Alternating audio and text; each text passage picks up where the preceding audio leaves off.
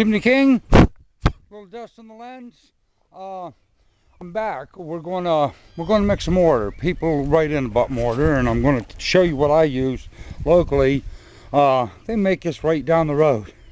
Brick cement, masonry cement type N. Now it's 70 pounds. That's 70 pounds, and I've done the math more than once. That'll take 4 or 5 gallon buckets of sand. That ain't your only daggum concern. That little plastic tub, they just availed themselves recently. I used to mix out of wheelbarrows. I used to mix out of metal tubs. These are a dream. At $5 a piece, and you poke a hole in it, throw it out and get another. It's just wonderful.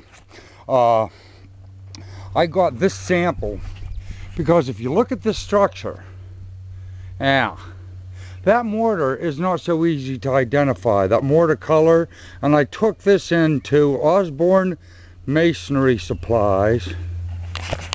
Support Osborne Masonry Supplies.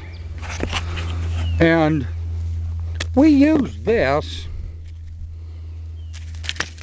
and he actually gave me this to take in the field. You gotta wait for the camera to readjust every time, and I'm sorry about that. I just held that up to several samples. It turned out to be, you know, there's like 3 to 6 shades of chocolate. There's just so many different things. I'm gonna put this down now. I got my 4 buckets of sand. I got the dye. And to make, I do half batches because it's just me. I lay it flat, go like that, find the middle roughly. It's that easy, folks. Now I grab both sides of that cut and pop it up.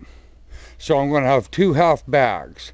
Don't cut the top off a bag and kind of pour out half. It'll never work out half and half for you.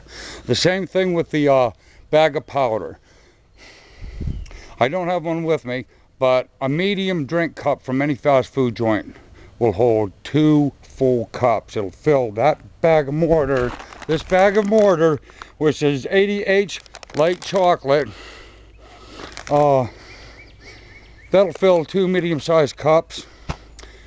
Don't add the dry powder to your mix. Add it to water or it'll come out streaky. Add the dyed water. It'll want to settle at the bottom. Add more water and keep running it through. Don't make your cement too daggum loose because you're trying to get the mortar color mixed in. You just got to consider all this. I'm going to dry mix.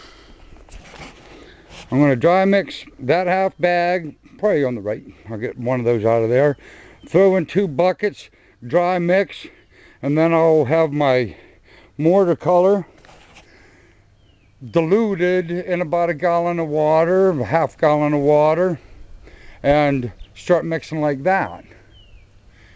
I was here a few days ago. I got the wrong kind of brick. I loaded the wrong things. I had to take them back. This has been a little bit of a deal. I'm ready to pull that tarp and get moving. I want to get this thing laid up between today and tomorrow.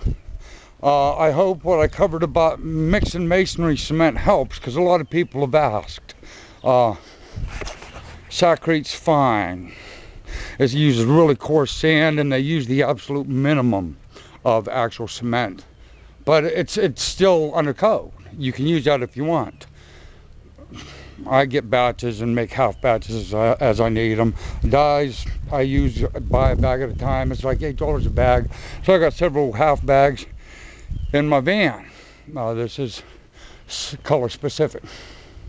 A little word about our mortar and what we do here. Type N masonry cement is the only cement that is suggested for chimneys and parapets. I think that's interesting because both are given to sway and move in direct weather, in direct communication to the elements. And that is why that is. A Type S high strength would not last. And guys that do chimney repairs and don't know that, they think, oh, I'll really put it by putting high strength to it. You never use a masonry cement that has a higher tensile strength than the masonry unit you're laying. And Type N, always on a chimney.